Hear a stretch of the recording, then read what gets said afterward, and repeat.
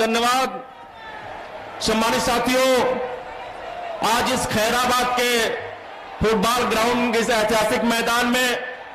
लोकसभा आम चुनाव में बहुजन समाज पार्टी के उम्मीदवारों के समर्थन में आयोजित इस विशाल चुनावी जनसभा की मुख्य अतिथि देश के करोड़ों दलितों, शोषितों, वंचितों, पिछड़ों के स्वाभिमान सम्मान के प्रतीक बहुजन समाज पार्टी की राष्ट्रीय अध्यक्ष, उत्तर प्रदेश जैसे देश के सबसे बड़े सूबे में 4 बार मुख्यमंत्री रही आदरणीय बहन जी हम सभी के बीच में आ चुकी हैं। हम सभी जोरदार तालियों के साथ माननीय बहन जी का स्वागत, अभिनंदन वंदन करने का काम करें। मैं अनुरोध करना चाहूंगा, हमारे बीच में बहुजन समाज पार्टी से घोसी लोकसभा के हमारे लोकप्रिय प्रत्याशी आदरणीय बालकृष्ण चौहान जी, साथ ही साथ हमारे चारों प्रत्याशी लालगंज से आदरणीय इंदु चौधरी जी, लोकसभा आजमगढ़ से मसूद शबिया अंसारी जी, लोकसभा बलिया के प्रत्याशी ललन सिंह यादव जी, लोकसभा सलेमपुर से भीम राजभर जी, इन सबकी तरफ से घोसी लालगंज लोकसभा के हमारे प्रत्याशी आदरणीय बालकृष्ण चौहान जी बहुजन समाज पार्टी का चुनाव निशान हाथी देकर के माननीय बहन जी का सम्मान करने का काम करें। आदरणीय बालकृष्ण चौहान जी।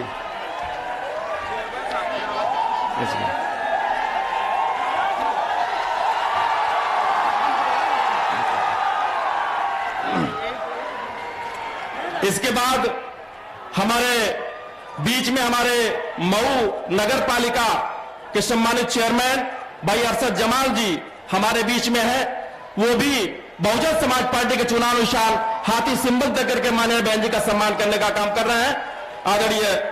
अरशद जमाल साहब। सम्मानित साथियों, अब बिना किसी विलंब के मैं माननीय बहन जी से सादर अनुरोध करना चाहूंगा कि माननीय बहन जी आए और इस उमड़े हुए जनसैलाब को दिशा निर्देश देने की कृपा करें। आदरणीय बहन जी।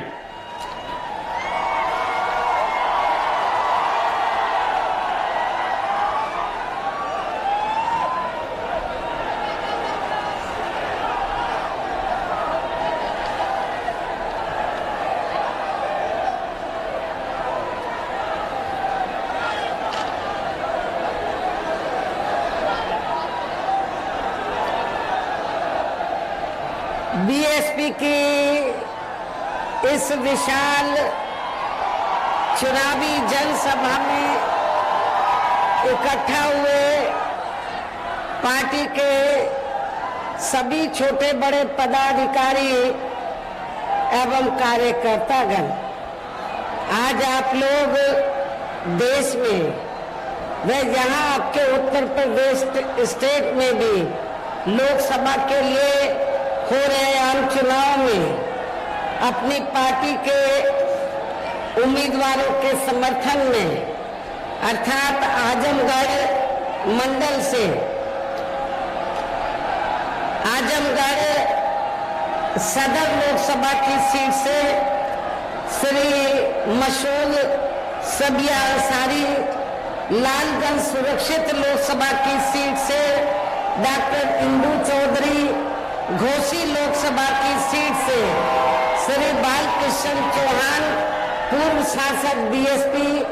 सलेमपुर लोकसभा की सीट से श्री भीम राजभर, इनके समर्थन में मुझे सुनने के लिए यहाँ इकट्ठा हुए हैं। तो उसके लिए मैं आप सभी लोगों का हार्दिक दिल से आभार प्रकट करती हूँ। वैसे आप लोगों को ये मालूम है कि हमारी पार्टी कांग्रेस, बीजेपी व अन्य किसी भी विरोधी पार्टी तथा गठबंधन आदि के साथ मिलकर नहीं, बल्कि अकेले ही अपनी पार्टी के बलबूते पर पूरी तैयारी व दमदारी के साथ ये चुनाव लड़ रही है। इसके साथ ही हमने टिकट बंटवारे के मामले में भी सर्व समाज के लोगों को उचित भागीदारी दी है, जिनको कामयाब बनाने के लिए अपनी पार्टी के लोग पूरे जी जान से लगे हैं। हालांकि आज यहाँ आपकी इकट्ठा हुई अपार भीड़, वह भीड़ के जबरदस्त जोश को भी देखकर अब मुझे भी ये काफी हद तक भरोसा हो गया है कि पिछली बार की तरह इस बार भी आप लोग अपने प्रदेश से यहाँ लोकसभा आम चुनाव में अपनी पार्टी का बेहतर रिजल्ट जरूर लाएंगे। इसके लिए अब मैं आप लोगों का ध्यान कुछ जरूरी बातों की तरफ दिलाना चाहती हूँ और इस संबंध में विशेषकर मैं कांग्रेस, बीजेपी व इनके अन्य सभी सहयोगी दलों के बारे में ये कहना चाहूंगी कि आजादी के बाद शुरू में केंद्र व देश के काफी राज्यों में भी ज्यादातर सत्ता यहाँ कांग्रेस पार्टी के हाथों में ही केंद्रित रही है, किंतु इनके अधिकांश मामलों में रही गलत नीतियों एवं गलत कार्य प्रणाली आदि की वजह से ही फिर इस पार्टी को केंद्र व काफी राज्यों की भी सत्ता से बाहर होना पड़ा है तथा यही स्थिति इनकी सहयोगी पार्टियों की भी बनी रही है, जिसके कारण ही फिर पिछले कई वर्षों से बीजेपी व इनके सहयोगी दल केंद्र एवं काफी राज्यों की भी सत्ता में काबिज हो गए हैं, लेकिन इनकी भी ज्यादातर रही जातिवादी, पूंजीवादी, संकीर्ण, सांप्रदायिक व द्वेषपूर्ण नीतियों एवं कार्य प्रणाली आदि से तथा इनकी कथनी व करनी में भी काफी अंतर होने की वजह से अब ऐसा लगता है कि इस बार ये पार्टी भी यानी कि भारतीय जनता पार्टी भी केंद्र की सत्ता में आसानी से वापस आने वाली नहीं है, बशर्ते यदि ये चुनाव इस बार फ्री एंड फेयर होता है तथा आम चर्चा के मुताबिक वोटिंग मशीनों में भी कोई गड़बड़ी आदि नहीं की जाती है और वैसे भी इस बार चुनाव में इनकी कोई भी पुरानी एवं नई चल रही नाटकबाजी, जुमलेबाजी व गारंटी आदि काम में आने वाली नहीं है, क्योंकि अब देश की जनता काफी हद तक इस बात को समझ चुकी है कि इनकी पार्टी ने अब तक देश के विशेषकर गरीबों, कमजोर तबकों, मध्यम वर्गीय एवं अन्य मेहनतकश लोगों को जो इन्हें अच्छे दिन दिखाने के असंख्य प्रलोभन भरे वायदे किए हैं तथा अनेकों हवाई व कागजी गारंटी आदि भी दी है, तो उनका जमीनी हकीकत में अभी तक इन्होंने लगभग 1/4 हिस्सा भी कार्य पूरा नहीं किया है, बल्कि इसके स्थान पर इनका ज्यादातर समय व ताकत भी यहाँ इनके अपने चाहते रहे बड़े बड़े पूंजीपतियों एवं धन्ना सेठों को ही ज्यादा से ज्यादा मालामाल व धनवान आदि बनाने में तथा इन्हें हर स्तर पर छूट देने व बचाने में ही लगी रही है, जिनके अधिकांश आर्थिक सहयोग से ही ये पार्टी व अन्य पार्टियां भी अपना संगठन चलाती हैं तथा चुनाव आदि भी लड़ाती हैं, जिनका काफी कुछ खुलासा बॉन्ड की आई रिपोर्ट से भी हो जाता है। और इस संबंध में वैसे आप लोगों को ये मालूम है कि अभी कुछ दिन पहले माननीय सुप्रीम कोर्ट ने रिपोर्ट दी है और रिपोर्ट से ये खुलासा हुआ है कि इस देश में कांग्रेस, बीजेपी व अन्य जो जातिवादी पार्टियां हैं, पूंजीवादी पार्टियां हैं, तो पूरे देश में बीएसपी को छोड़कर जितनी भी पार्टियां हैं उन्होंने इस देश के बड़े बड़े पूंजीपतियों व धन्ना सेठों से तो पार्टी के संगठन को चलाने के लिए, चुनाव आदि लड़ाने के लिए अरबों खरबों रुपया इस देश के बड़े बड़े पूंजीपतियों व धन्ना सेठों से लिया है। किसके जरिए? बॉन्ड के जरिए। लेकिन बहुजन समाज पार्टी ही एक अकेली एक ऐसी पार्टी है जिसने बॉन्ड के जरिए एक भी रुपया इस देश के किसी भी बड़े पूंजीपति या धनाढ्य से नहीं लिया। इससे साफ जाहिर होता है कि हमारी पार्टी दूसरी पार्टियों की तरह बड़े बड़े पूंजीपतियों व धनाढ्यों की आर्थिक मदद लेकर ना तो अपना संगठन चलाती है न चुनाव आदि लड़ाती है, बल्कि हमारी पार्टी बीएसपी के मेंबरशिप के जरिए वे मेरे जन्मदिन के मौके पर थोड़ा थोड़ा धन इकट्ठा करके चुनाव के दौरान भी अपनी पार्टी के लोगों से थोड़ा थोड़ा आर्थिक सहयोग लेकर हमारी पार्टी के संगठन को चलाती है और चुनाव आदि भी लड़ाती है। इससे ये स्पष्ट है। इसके साथ ही अब ऐसा लगता है कि कांग्रेस पार्टी की तरह ही बीजेपी ने भी केंद्र की तमाम सरकारी जांच एजेंसियों का ज्यादातर राजनीतिकरण कर दिया है। इसके अलावा देश के किसान वर्ग भी वर्तमान बीजेपी की सरकार में शुरू से ही अपनी विभिन्न समस्याओं को लेकर काफी ज्यादा दुखी व परेशान रहे हैं और अभी भी हैं। जबकि यूपी में 4 बार हमारी पार्टी की रही सरकार ने इनके हितों का भी हर स्तर पर विशेष ध्यान रखा है और हमारी पार्टी के नेतृत्व में बनी सरकार ने अपने चारों हुकूमतों के दौरान हमने उत्तर प्रदेश में किसानों को खेती करने के लिए सस्ते साधन उपलब्ध कराए और इतना ही नहीं, उनकी फसल का भी हमारी पार्टी की सरकार ने समय से उचित दाम दिया है। इतना ही नहीं, बल्कि केंद्र में पूर्व की रही कांग्रेसी सरकार की तरह ही वर्तमान भाजपा सरकार में भी इनकी जातिवादी हीन सांप्रदायिक एवं पूंजीवादी सोच व नीतियों के चलते ही पूरे देश में सर्व समाज में से खासकर गरीबों, दलितों, आदिवासियों, पिछड़े वर्गों, मुस्लिम एवं अन्य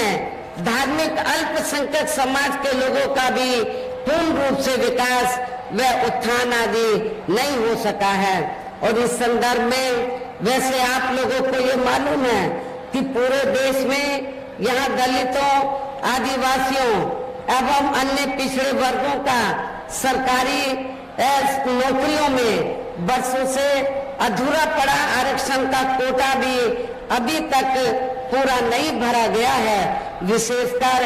एससी व एसटी वर्गों के सरकारी कर्मचारियों का पदोन्नति में आरक्षण भी अब काफी हद तक प्रभावहीन ही बना दिया गया है। और यहाँ मैं खास तौर से आजमगढ़ मंडल के दलित वर्ग के लोगों को ये बताना चाहती हूँ कि जब समाजवादी पार्टी सत्ता में थी, श्री अखिलेश यादव यूपी के मुख्यमंत्री थे, तो श्री अखिलेश यादव ने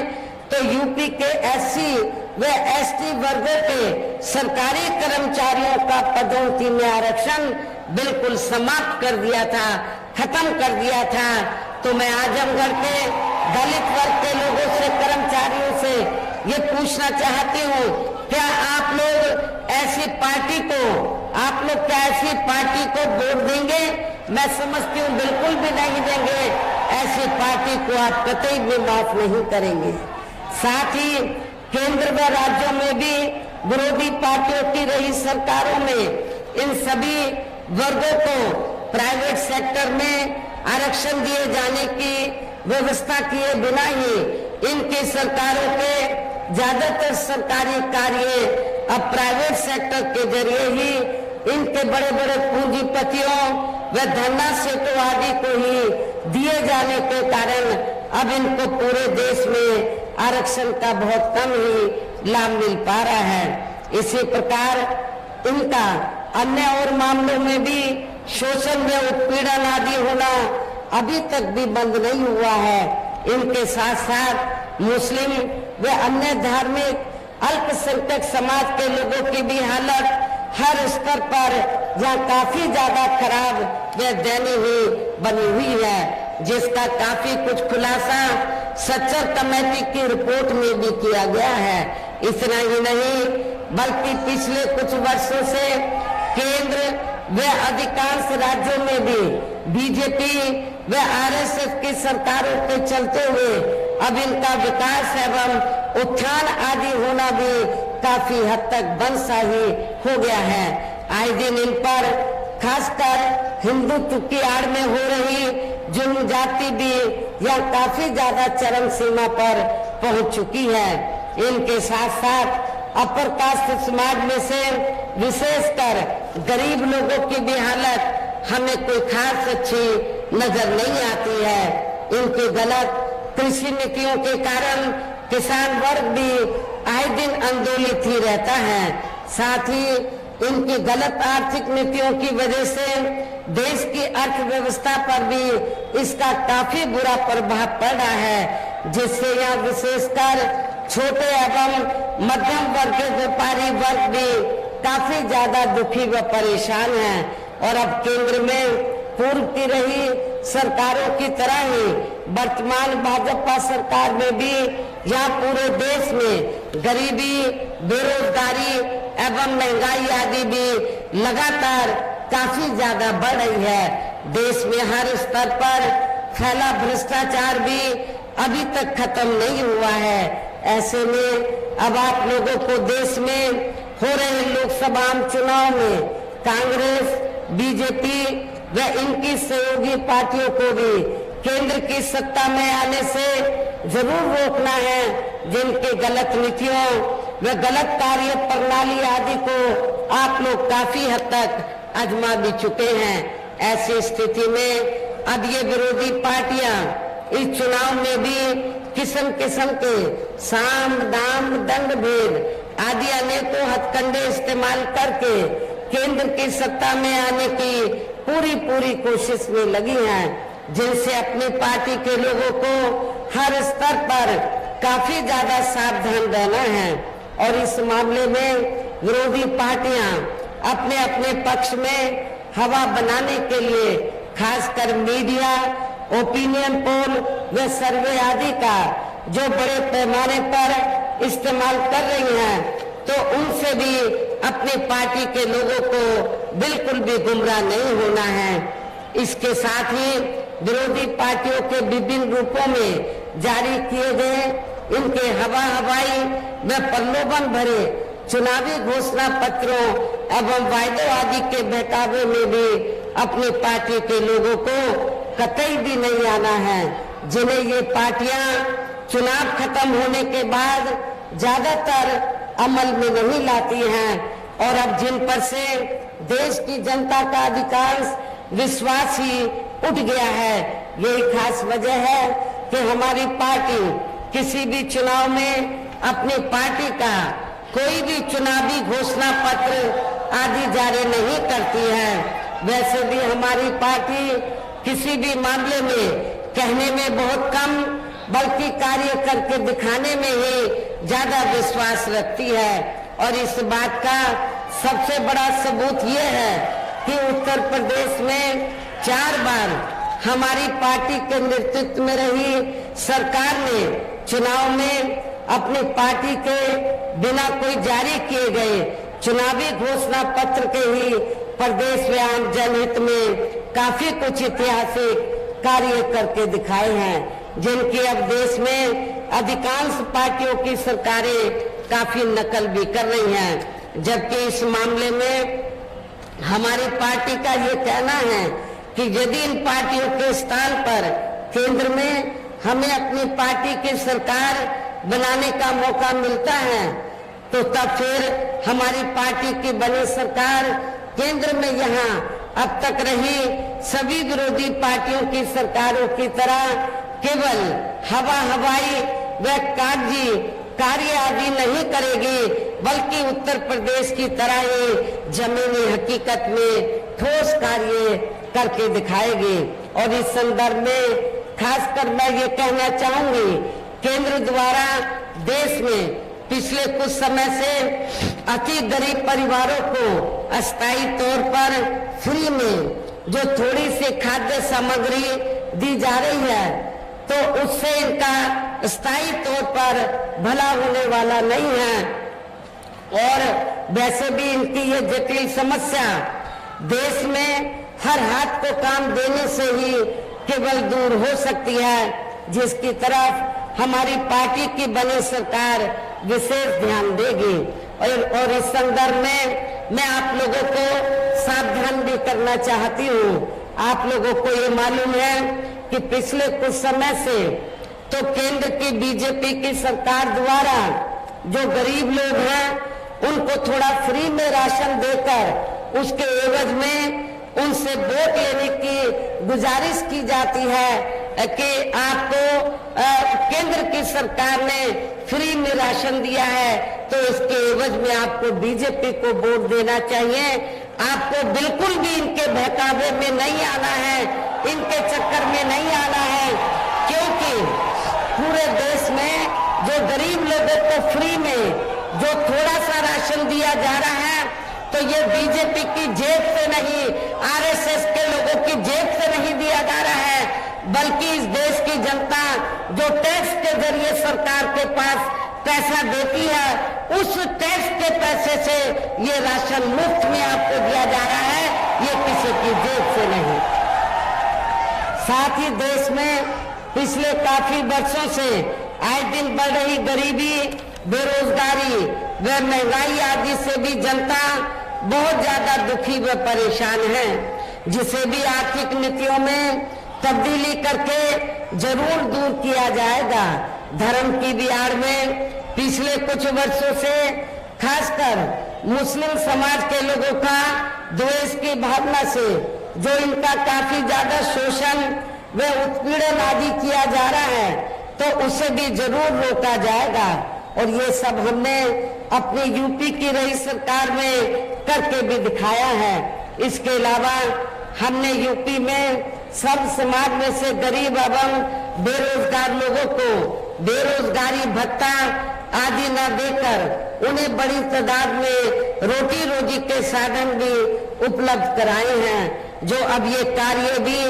अधिकांश ठंडे ही पड़े हैं, जिनको फिर केंद्र में बीएसपी की सरकार बनने पर प्राथमिकता दी जाएगी। कहने का तात्पर्य ये है, देश में इस समय हो रहे लोकसभा चुनाव में विरोधी पार्टियों के जारी किए गए उनके हवाई व प्रलोभन भरे चुनावी घोषणा पत्रों आदि के बहकावे में अब यहाँ खासकर देश के अति गरीबों, मजदूरों, बेरोजगारों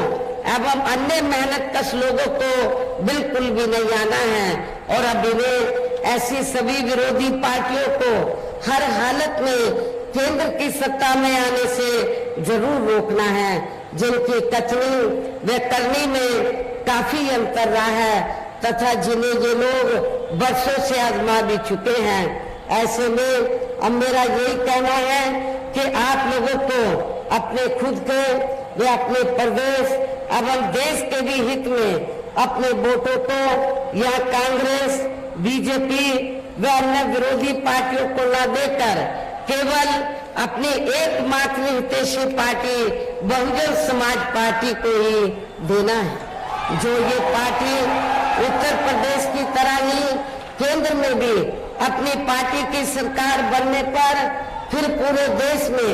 यह अपनी पार्टी की सर्वजन हिताय व सर्वजन सुखाय की नीतियों पर आधारित सरकार चलाएगी। इसके साथ साथ केंद्र से जुड़ी आपके क्षेत्र की जो भी यहाँ स्थानीय समस्याएं होंगी तो उन्हें भी फिर दूर करने का हर संभव पूरा प्रयास किया जाएगा। और इस मामले में आज मैं आप लोगों को ये विश्वास दिलाना चाहती हूँ कि आप लोगों के पूर्वांचल की लंबे अरसे से ये दिल्ली पर पूर्वांचल के लोगों की लंबे अरसे से ये मांग रही है कि पूर्वांचल क्षेत्र पिछड़ा हुआ है और इसको अलग से स्टेट बनाया जाए। जब केंद्र में हमारी पार्टी सत्ता में आएगी तो आपके पूर्वांचल क्षेत्र को अलग से स्टेट बनाया जाएगा, इसको अलग से राज्य का दर्जा दिया जाएगा। साथ ही या गरीबों, मजदूरों, बेरोजगारों, कर्मचारियों किसानों, छोटे व्यापारियों एवं अन्य मेहनतकश लोगों के हितों के का भी विशेष ध्यान रखा जाएगा। सर्व समाज में से खासकर दलितों, आदिवासियों, पिछड़े वर्गों, मुस्लिम व अन्य धार्मिक अल्पसंख्यक समाज के लोगों के विकास व उत्थान के साथ साथ हर स्तर पर इनकी सुरक्षा आदि के लिए भी सख्त कदम उठाए जाएंगे और तभी फिर यहाँ वास्तव में अपने देश के महान संतों, गुरुओं व महापुरुषों में भी विशेषकर महात्मा ज्योतिराव फूले, श्री छत्रपति शाहू जी महाराज, श्री नारायण गुरु, बाबा साहब डॉक्टर भीमराव अम्बेडकर एवं मान्यवर श्री कांशीराम जी आदि का अधूरा रहा सपना जरूर साकार हो सकता है, जिनको यूपी में हमारी पार्टी की रही सरकार द्वारा हर स्तर पर पूरा आदर सम्मान दिया गया है। और इतना ही नहीं, जब यूपी में 4 बार मेरे नेतृत्व में सरकार रही तो हमारी पार्टी की सरकार ने और खास तौर से मैंने अपनी पार्टी के लोग हों या दूसरी पार्टी के लोग हों, जो गलत किस्म के लोग हैं उनको बिल्कुल भी बर्दाश्त नहीं किया था। हमारी पार्टी की सरकार ने उनके खिलाफ सख्त से सख्त कार्रवाई की। आप लोगों को मालूम है उस समय हमारी पार्टी का एक यादव समाज से एमपी था। मेरी सरकार बनते ही उसने कानून अपने हाथ में ले लिया। मैंने ये नहीं देखा कि वो बीएसपी का एमपी है, मैंने कानून व्यवस्था देखी, अपनी जिम्मेवारी का मैंने एहसास किया और मैंने उस मेंबर पार्लियामेंट को अपने मुख्यमंत्री के बंगले में बुलाकर तो उसको मैंने जेल के हवाले कर दिया था। इसलिए मैं आप लोगों को बताना चाहती हूँ, यदि इस पार्टी मूवमेंट को आगे बढ़ाना है तो आप लोगों को अपने पढ़ाई के चक्कर में नहीं पड़ना है। हमारे संतों, गुरुओं, महापुरुषों ने जो संघर्ष किया है उसकी संघर्ष की बलि नहीं चढ़ानी है, बल्कि उनके संघर्ष को ध्यान में रखकर उनके बताए हुए रास्तों पर चलकर आप लोगों को उनके मूवमेंट को आगे बढ़ाना है। इन्हीं खास बातों के साथ ही अब मेरा देश व आपके स्टेट के भी हित में यही कहना है कि हमारी पार्टी ने यहाँ जिनको भी लोकसभा के लिए चुनाव के मैदान में उतारा है, हमने आप लोगों को मालूम है मुस्लिम को भी हमने मौका दिया और पिछड़े वर्ग से भी पिछड़े वर्ग से भी हमने विभिन्न जाति के लोगों को मौका दिया है, क्योंकि हमने ये जो मऊ घोसी लोकसभा की सीट है तो हमने यहाँ से बालकृष्ण चौहान जो पहले बीएसपी से चुनाव जीत चुके हैं तो इनको चुनाव के मैदान में उतारा है। राजभर वोट भी काफी है, भीम राजभर को खड़ा किया और बलिया से हमने यादव समाज से बीएसपी का प्रत्याशी चुनाव के मैदान में उतारा है। हमने अकेले राजभर को ही मौका नहीं दिया है, राजभर को भी दिया है, मुनिया चौहान को भी दिया है, मुस्लिम को भी दिया है, बलिया से यादव समाज को भी दिया है और रिजर्व सीट से हमने दलित वर्ग की महिला को भी मौका दिया है। मेरे आप लोगों से पुरजोर अपील है कि बहुजन समाज पार्टी ने इन जिन लोगों को भी चुनाव के मैदान में उतारा है, जो ये लोग आपके सामने यहाँ खड़े हैं, मंच पर मौजूद हैं, तो उन्हें आपको जरूर कामयाब बनाना है, जिसके लिए यहाँ पार्टी के सभी स्तर के छोटे बड़े पदाधिकारी एवं कार्यकर्तागण आदि पूरे जी जान से लगे हैं। और अब अंत में मेरा यही कहना है कि आप लोगों को वोट पड़ने वाले दिन यहाँ बीएसपी के अपने सभी लोकसभा उम्मीदवारों को अपने पार्टी के हाथी चुनाव चिन्ह के सामने वाले बटन को दबाकर इनको भारी वोटों के अंतर से जरूर कामयाब बनाना है, जरूर विजयी बनाना है।